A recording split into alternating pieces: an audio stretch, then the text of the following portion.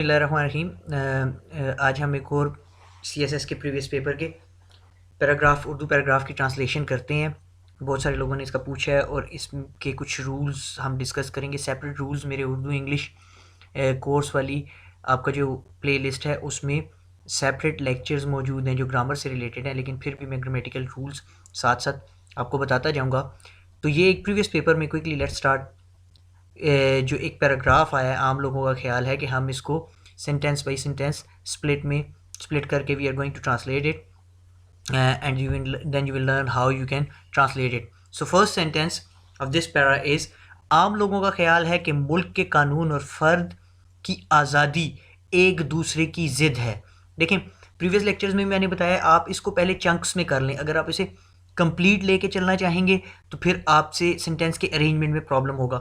अब अगर इसके चंक को देखें तो इसमें एक बात है, आम लोगों का ख्याल है, एक चंक ये आ गया, ठीक है।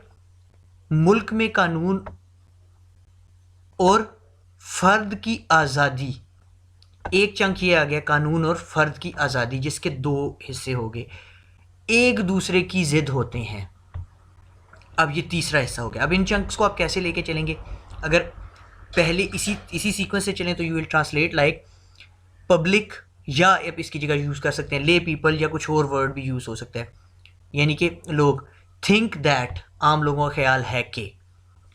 लॉ ऑफ कंट्री, मुल्क का कानून, लॉ ऑफ द कंट्री और फ़र्द की आज़ादी, अब ये एक चंक आ गया, एंड फ्रीडम ऑफ इंडिविजुअल, एक दूसरे की ज़िद होते हैं। अब हम अगर फिर लफ्ज़ी ट्रांसलेशन की तरफ जाएंगे तो ज़िद की ट्रांसलेशन कुछ और बनती है, लेकिन यहाँ पे ज़िद के मुराद है एक दूसरे के अपोजिट हैं, एक दूसरे के अगेंस्ट हैं। तो आप इसे यूँ कर सकते हैं, आर अगेंस्ट ईच अदर या are opposite to each other. Opposite के साथ फिर आपको टू लगाना पड़ेगा। तो ये अपोज कर रहे हैं एक दूसरे को, are opposite to each other, या आप यूँ भी कर सकते हैं अपोज ईच अदर। तो अगर आप अपोज ईच अदर कर देंगे तो ये इनडेफिनेट स्टाइल में हो जाएगा। आप इसकी जगह ये भी कर सकते हैं, are against each other, opposite to each other, या आप इस सब की जगह कर सकते हैं अपोज ईच अदर, ठीक है। अच्छा, ये हो गया first sentence. Now move on to the second. इसका है, हर कानून शहरी पर कोई ना कोई पाबंदी आयद करता है। एवरी लॉ, लेजिस्लेशन का वर्ड भी आप यूज़ कर सकते हैं, आप पे है, मैंने सिंपल रखा है ताकि आसानी हो। अब इसको फिर आप डिवाइड करेंगे, हर कानून शहरी पर कोई ना कोई पाबंदी आयद करता है। Every law put some restriction, अब यहाँ पे कोई ना कोई, एनी रिस्ट्रिक्शन यहाँ पे सूट नहीं कर रहा, पुट एनी रिस्ट्रिक्शन नहीं हो सकता। कोई ना कोई के लिए यहाँ पे कोई ना कोई, मतलब आप इसके सेंस को अगर फॉलो करें तो लग रहा है यानी कि कुछ पाबंदियाँ लगाता है, तो इसलिए आप उसके सेंस की तरफ जाएंगे। यहाँ पे put some restrictions on the citizens, आप इसे यूं भी लिख सकते हैं कि every law put any of the restrictions. अब एनी ऑफ द रिस्ट्रिक्शंस पूरा फ्रेज हो गया, बहुत सारी पाबंदियों में से कोई एक पाबंदी लगाता है ऑन द सिटीजन। जी, इसके बाद now let's move on to the next sentence. अच्छा, वो सेंटेंस है जनाब, तीसरा सेंटेंस ये है, अगर मुल्क में कवानीन की तादाद ज़्यादा हो तो मजमूई पाबंदियाँ भी ज़्यादा हो जाती हैं। अब this is conditional sentence. So conditional चार किस्म के होते हैं, 0, कंडीशनल 1, कंडीशनल 2, कंडीशनल 3। जो लोगों को कंडीशनल्स अगर नहीं आते और वो समझना चाहते हैं तो वो इस वीडियो के कमेंट्स में लिख दें और मैं एक लेक्चर अपलोड करके उसका भी लिंक शेयर कर दूंगा कि कंडीशनल सेंटेंसेस क्या होते हैं। अब ये कंडीशनल 0 है जिसमें दोनों प्रेजेंट की क्लासेस यूज़ हो रही हैं। अब इसके अगर आप दो हिस्से देखें तो ये कंडीशन है, अगर मुल्क में कवानीन की तादाद ज़्यादा हो तो मजमूई पाबंदियाँ भी ज़्यादा हो जाती हैं। ये कंडीशन अप्लाई हो तो ये काम हो जाता है। इसलिए इफ़ द नंबर ऑफ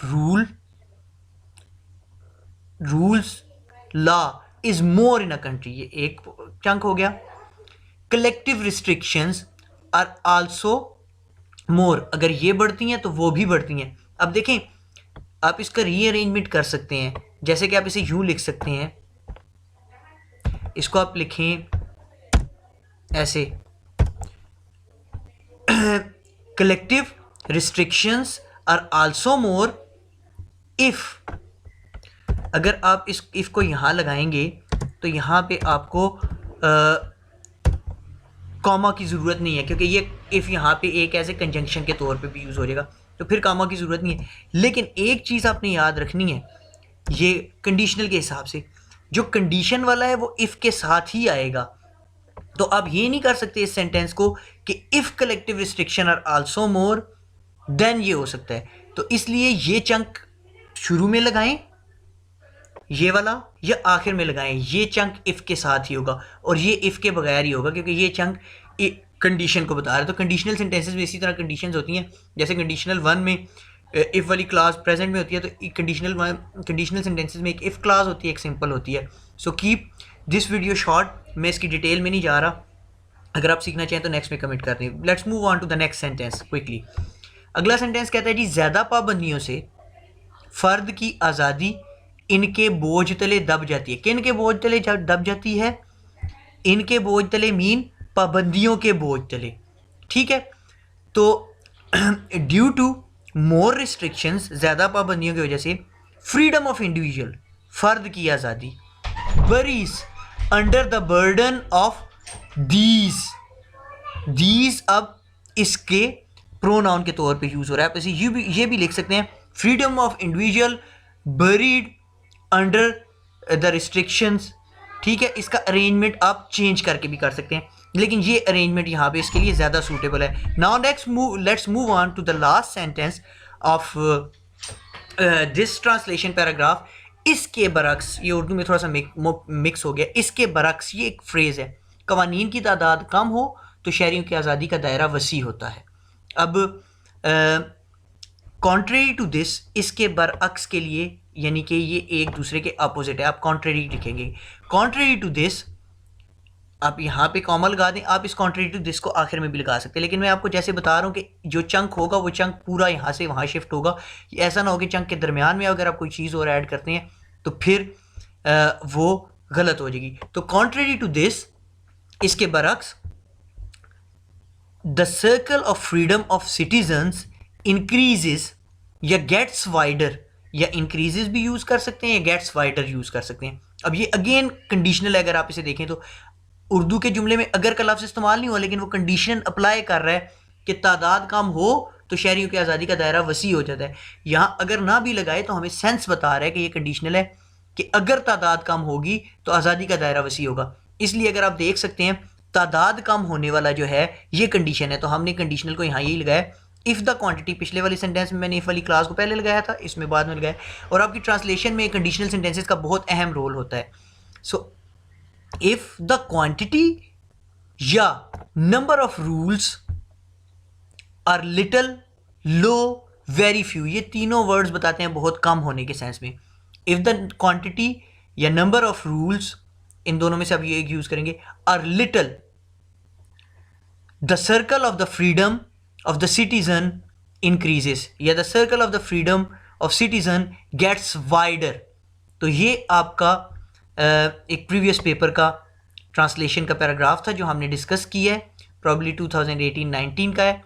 और फर्दर आपको कोई क्यूरीज हो तो आप कमेंट्स में लिख सकते हैं, क्विक शेयर कर सकते हैं, क्योंकि CSS का एग्ज़ाम आने वाला है और CSS के स्टूडेंट्स को मैं उनको गुड लक विश करता हूँ। अल्लाह उनको कामयाब करे, और जितनी हेल्प चाहिए they can ask me, they can write down in the comments of this video. Thank you very much for now.